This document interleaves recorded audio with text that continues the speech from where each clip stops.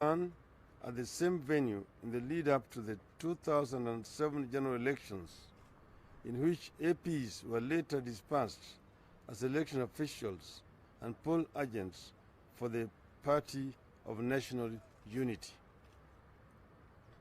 We are also in possession of information that further to the above activities, several military officers are currently being hosted in Kakamega at the former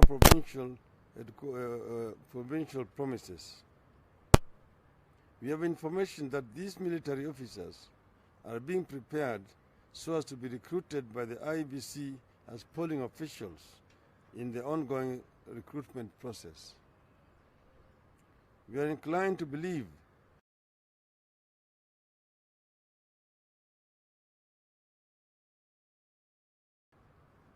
we are challenging the national government and the leadership of the security organs in the country to explain to Kenyans why a select group of military officers would be involved in training civilians like county commanders and regional coordinators.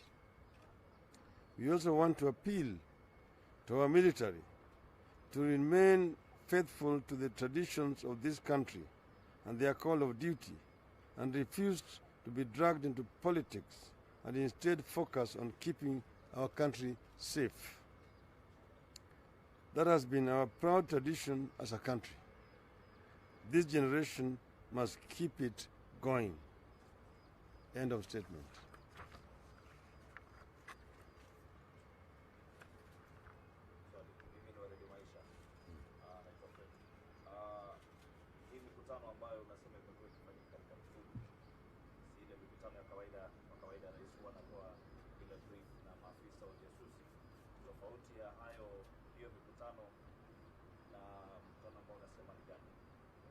Sijaongea juu ya Ikulu.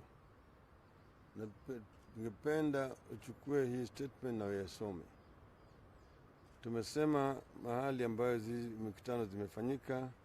Tumesema juu ya Lake Naivasha Lodge, tumeongea juu ya Lake Taita Lodge na Great Rift Valley Lodge, pale ambayo mikutano hizo zimefanyika.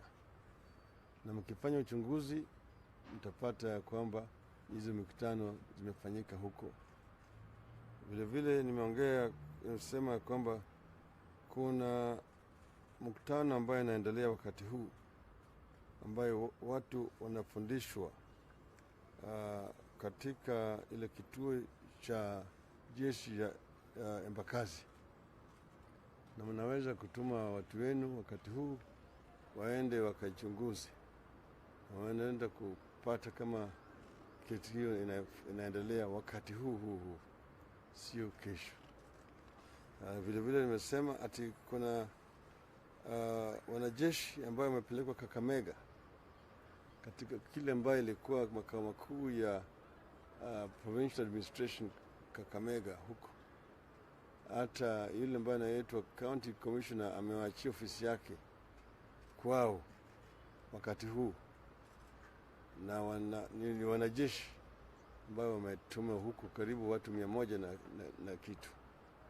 Kwa hivyo haya sio uvumi, maneno ambayo mnaweza kufanya uchunguzi wenu wenyewe na mkayajua. Sawa. Wanajeshi wa Kenya wanajulikana sana kwa ustadi wa logistics. Maybe the allegations that you make now may antagonize the military, bearing in mind that you're vying for the position of the president, and eventually the commander-in-chief of the armed forces is making an office. Do you think the allegations would maybe spoil your relationship with the military? That's why we have said we want to appeal to our military to remain faithful to the traditions of this country and their call of duty, and refuse to be dragged into politics, and instead to focus on keeping our country safe. That has been our proud tradition as a country. This generation must keep it going. So we are not in any way inviting controversy between us and the military. We're basically just making an appeal. And we know that the politicians would want to invite them to interfere, and that there may be a few officers here and there who may be heeding that call from the politicians. So we are basically appealing to them to live up to their creed, their codes, and uphold their neutrality in politics and refuse to be dragged into this political contest.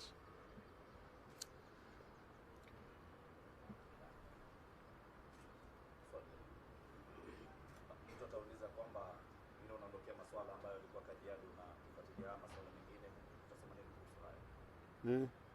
Unaondokea masuala ambayo yalikuwa ya mashamba kuja kwa swala hili, utasema nini kuhusu hayo? Yani yale ambayo yanafanyika ni kuna matukio mengi wakati huu tukielekea kwa uchaguzi. Huwezi kusema uachi hii na ufanye hii. Hata sasa tunaenda Kajiado. Sasa hii ninatoka naenda Kajiado. Nakwenda kuongea mambo zingine huko Kajiado.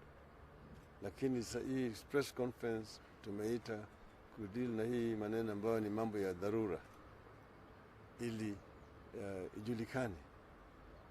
Taifa iweze kujua ya kwamba kuna tukio yale ambayo yanaendelea, na sisi kama wale ambao tunahusika na tunashiriki katika uchaguzi huu, tungependa kuona kama uchaguzi umefanyika kwa njia ya haki na ukweli.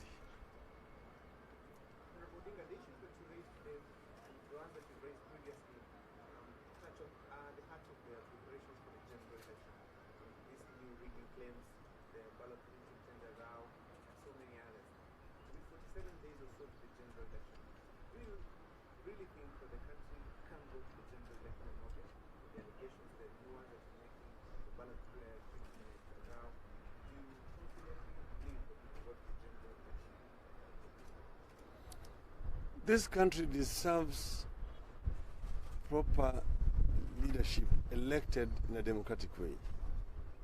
There always will be attempts to try to impose leadership on the country through undemocratic ways. We saw it in 2007, and you know the consequences. So it is incumbent upon us as people who are participating in these elections to ensure that we don't have a repeat of what happened in this country in 2007. And that's the reason why we are pointing them out each time they happen. We talked about that issue of the printing of ballot papers. And you now know what happened in 2013. If you ask any of those former commissioners of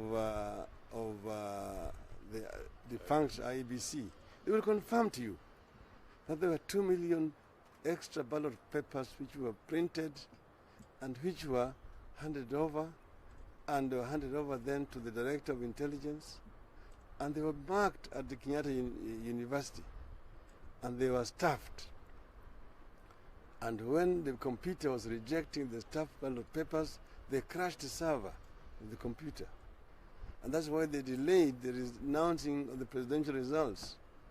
People were voted on Monday, the results were out on Tuesday, but they were not announced on Wednesday, on Thursday, on Friday, until Saturday, when they were adopting the results. Those are facts. So we don't want to have a repeat of that again. And that's why we say that ballot papers must be printed by a credible company. And the IBC cannot inform Kenyans that there's only one company in this world that can do the printing ballot papers. Printing ballot papers is not rocket science. In Ghana, they print them in Ghana.